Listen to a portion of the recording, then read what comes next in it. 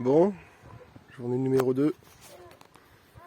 Après une bonne nuit, malgré le réveil à 6h, parce que j'ai pas l'habitude de m'endormir aussitôt, et ben, on part de Cubières, direction le Blémard, et après, je sais pas trop. Ça va dépendre du temps. Soit je monte sur le mont Lozère s'il fait beau, mais visiblement il y a encore des orages qui vont péter dans l'après-midi, donc je vais pas me taper 500 mètres de montée pour voir de la pluie, ça va me gonfler. Donc peut-être direction vers Lafage, donc carrément de l'autre côté. Et puis là, bah voilà, la Lozère c'est comme ça.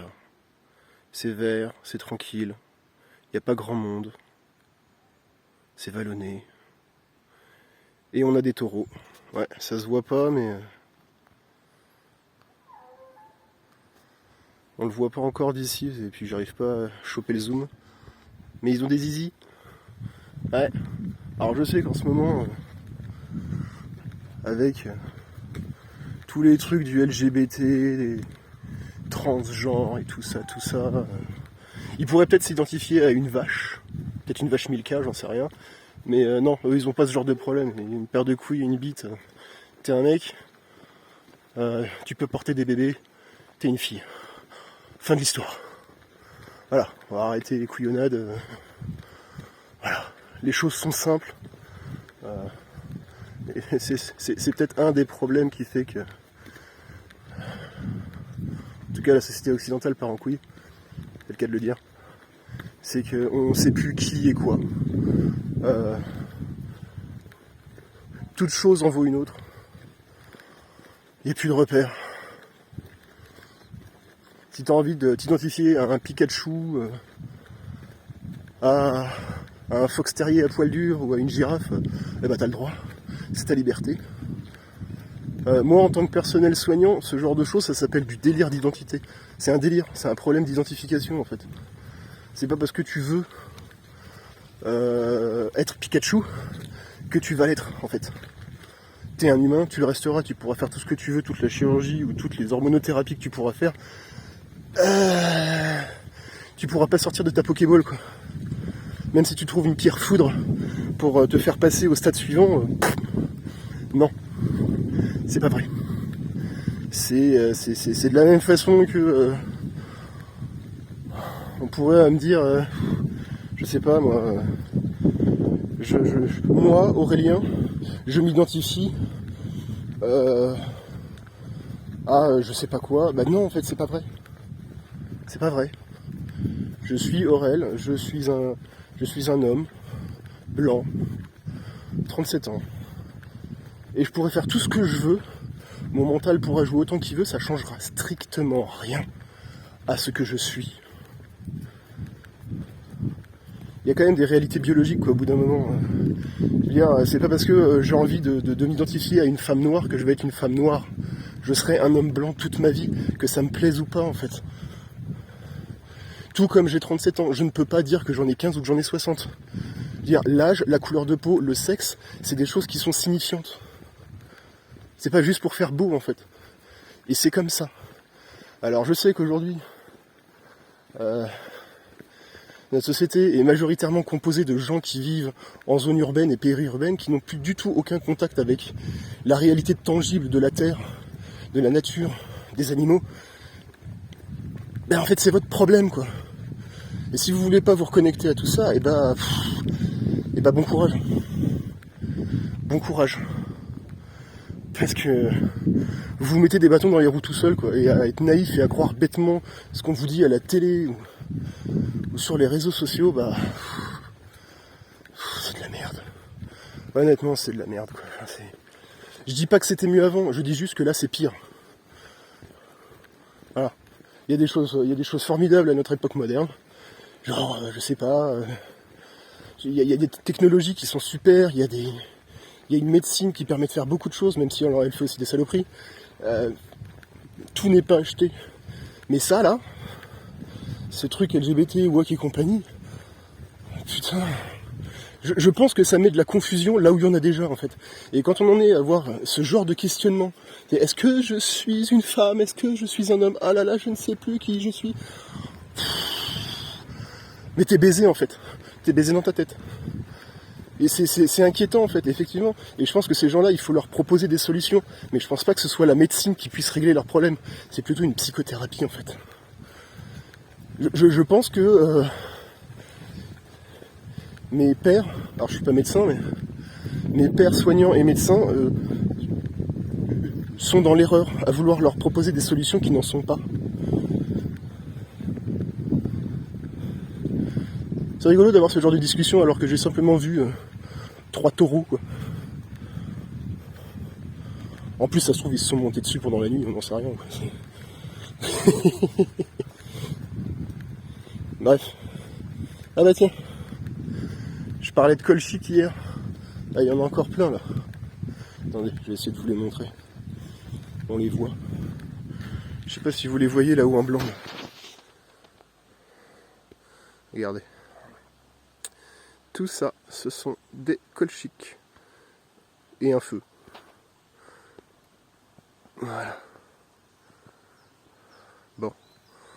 On va rester là pour ces considérations sociologiques, ethnographiques, ou je sais pas comment ça s'appelle. Et je vous récupère tout à l'heure.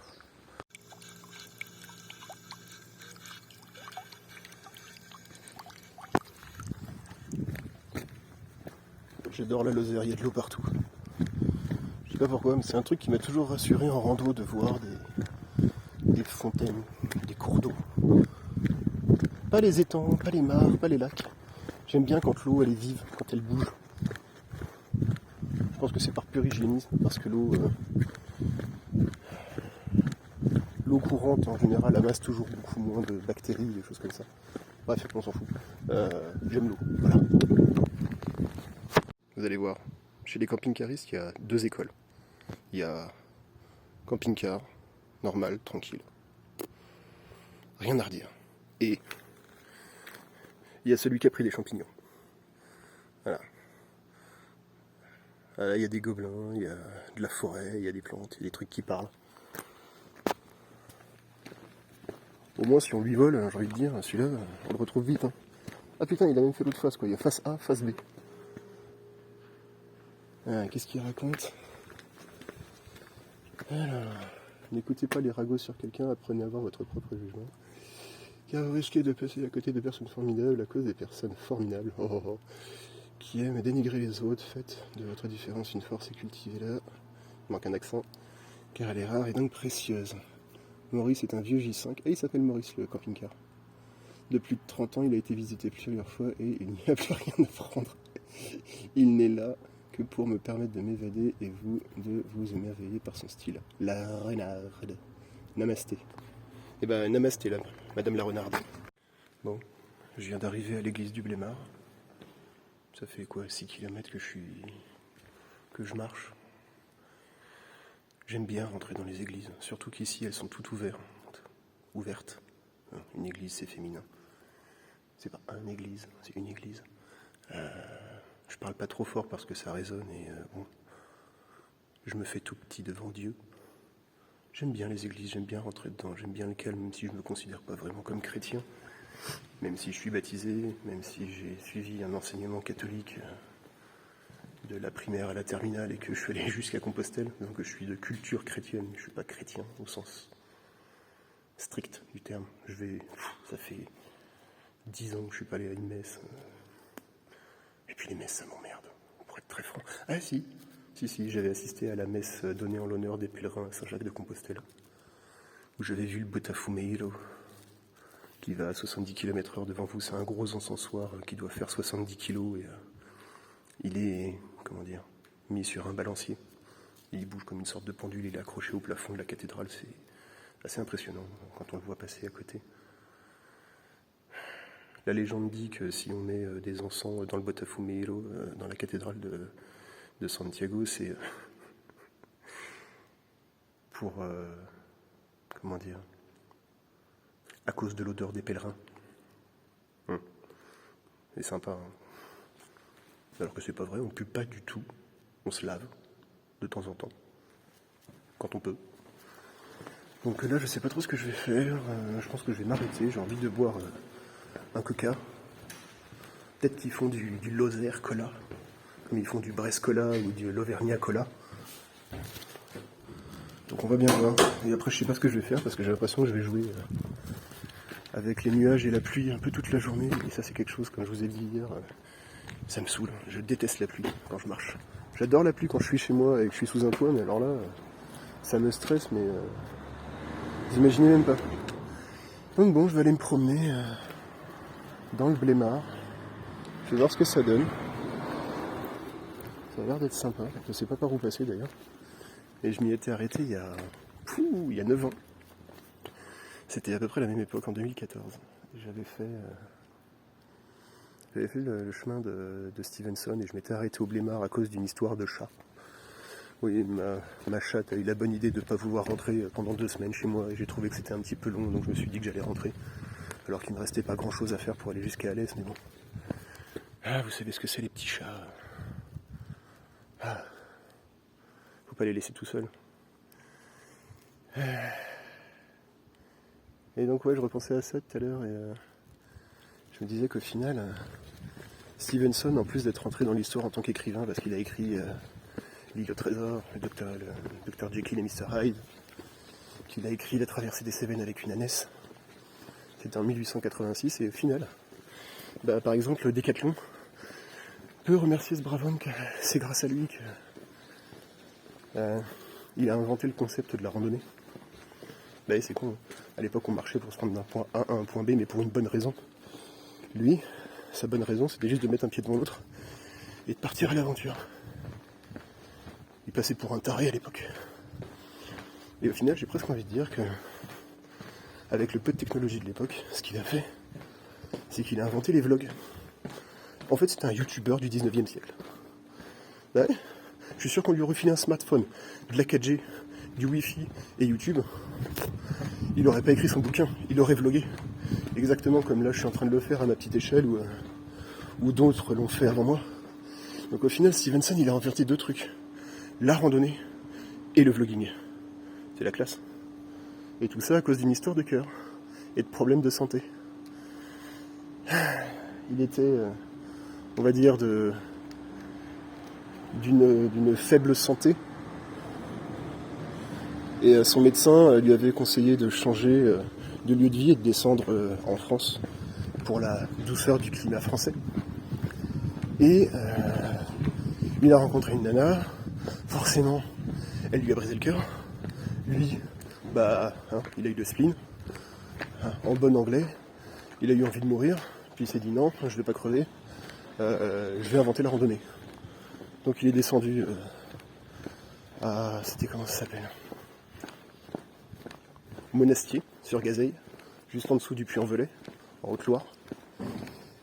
Il a taxé un bourricot, il l'a harnaché comme pas possible. C'est d'ailleurs lui aussi qui a inventé, avant l'heure, le sac de couchage. Hein, alors c'était pas compliqué, son sac de couchage, c'était une espèce de grosse saucisse, peau de mouton retournée, bâche, et il a mis son roll mops là sur le bas de Modestine, son âne, et il est parti avec ça. Donc Décathlon doit aussi le remercier pour l'invention du sac de couchage. Voilà.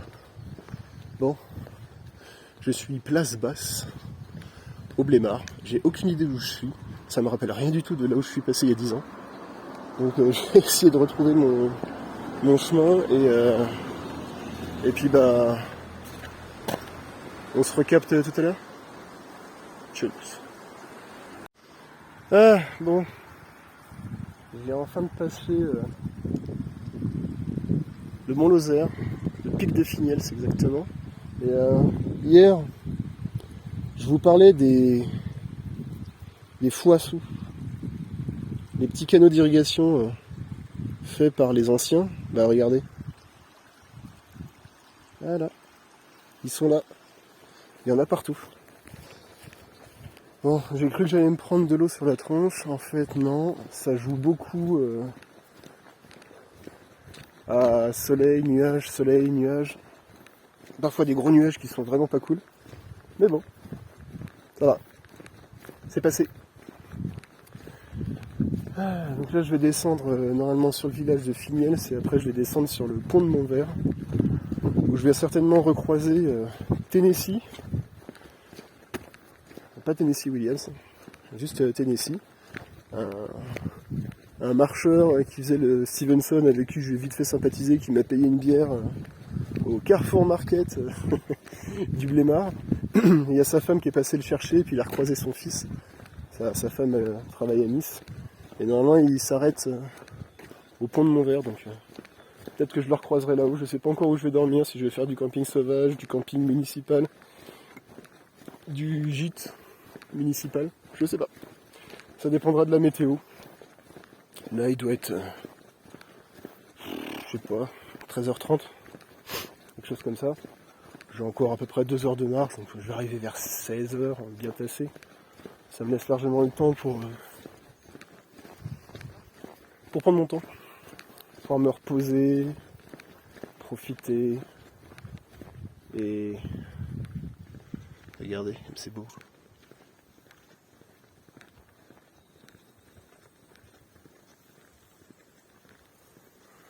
C'est tranquille. Il y a des petites bergeries un peu partout. Ça me fait un peu penser à la Corse. Mais sauf que là, les bergerons n'ont pas le droit de dormir dedans, c'est interdit. Donc bon, je sais pas encore ce que je vais faire, on verra bien. J'ai décidé de pas me presser pour cette rando, j'ai décidé d'être tranquille. De voir ce qu'on me propose. Ce que la journée met sur mon chemin. Donc voilà. Voilà. Ah, c'est joli quand même. Allez. Ciao. Bon, finalement j'ai réussi à monter le Mont Lozère, le col de Finielst. Et là on est en train de redescendre sur le pont de Montvert. C'est hyper accidenté. Hop là. Hop. Moi je suis feignant, je passe par là. Hop là. Ouais, c'est bien accidenté. Il y a des moments, ça me fait un peu penser à des chemins d'accès sur le GR20 pour arriver au refuge avec de la grosse caillasse qu'il y a de partout. Là, ça commence à plutôt faire sentier muletier. C'est-à-dire étroit, escarpé, mais roulant, on va dire. Enfin, roulant, sabotant. Je sais pas si ça existe. Le verbe saboter. Oui, on peut saboter un plan, mais on peut pas dire qu'un sentier est sabotant, parce qu'on peut bien marcher dessus avec une mule. Enfin bref, excusez-moi, je suis fatigué, je raconte des conneries. Voilà à quoi ça ressemble. Normalement, d'ici 20 minutes, on va arriver au pont de Montvert. J'ai rencontré un peu de monde, parce que là, le Blémard, c'est un lieu de conjonction entre le GR68, le tour du Mont Lozère que je fais, et le GR70, qui est le chemin des Stevenson, dont je vous parlais tout à l'heure. C'est pour ça que je vous en ai parlé.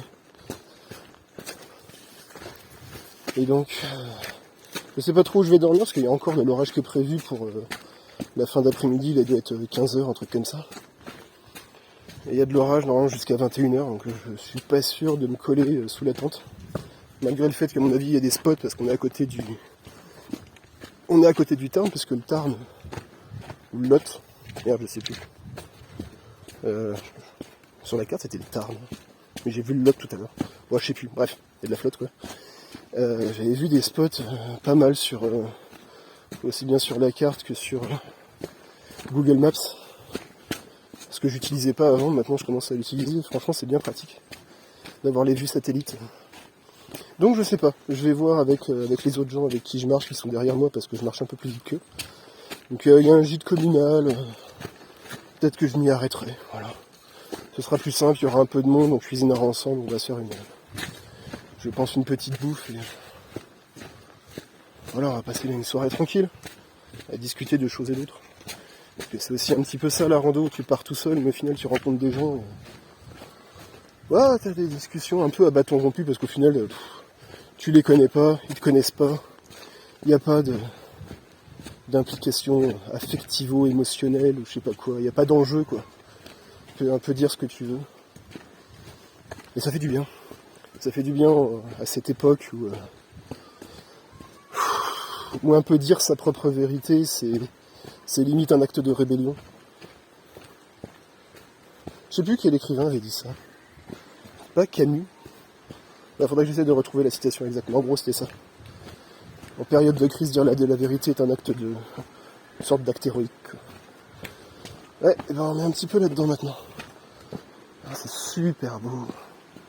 C'est super beau, il y a de l'eau. Regardez-moi ça. Bon, il y a la ligne téléphonique, hein, parce que bon, la civilisation est quand même là, quoi, mais c'est magnifique. C'est magnifique. Il y a de l'eau partout, c'est impressionnant, quoi, la quantité de flotte qu'il y a ici. Faudrait qu'on dise au gouvernement de passer dans le coin pour voir qu'au final, la sécheresse, elle est locale à certains endroits et pas à d'autres. Et puis tout à l'heure, je discutais avec un monsieur qui avait à peu près mon âge, et qui est venu se faire récupérer par sa femme, puis il y avait son petit gamin de 1 an, 1 an et demi, qui travaille chez Perrier. Et il me disait, l'utilisation de l'eau qu'on fait en France et qu'on embouteille du Perrier pour aller le vendre en Asie, parce qu'au final, ils font plus d'argent à le vendre en Asie que de l'utiliser pour hydrater le corps des Français. Et que j'imagine le PDG de Perrier, qui fait partie du groupe Danone, Nestlé et tout ça, les vipères quoi, le groupe Coca-Cola, trouve ça totalement presque amoral que l'eau soit un bien public. C'est quand même assez choquant, je dois dire. Enfin, la prochaine fois, c'est quoi? On fait payer l'air qu'on respire, quoi. Enfin, c'est un truc vital, c'est même pas du pétrole. Hein.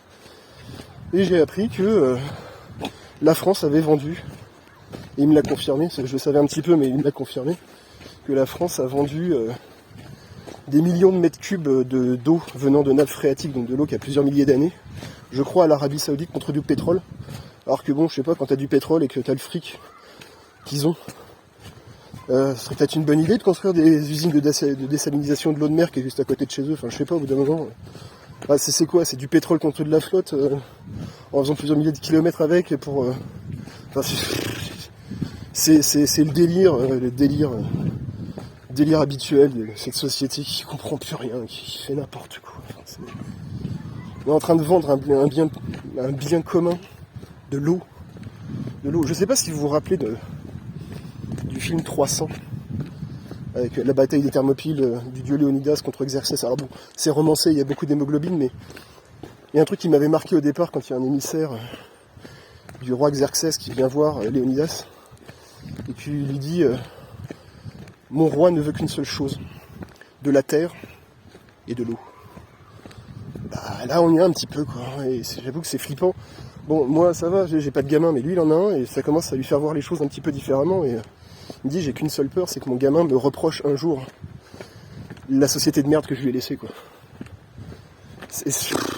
Déjà, moi qui n'ai pas d'enfant, c'est une situation que je comprends et qui me serait difficilement vivable, mais quand t'as des gosses, putain, c'est chaud quoi. C'est même pas qu'ils te reprochent, je sais pas, des situations familiales, des manquements éducatifs, affectifs. Non, là, il te reproche de ne pas de l'avoir fait naître dans une société où au final il a peut-être pas d'avenir du tout, quoi. Et au final, ce manque d'avenir, il est collectif, quoi. Ou c'est par où qu'il faut aller?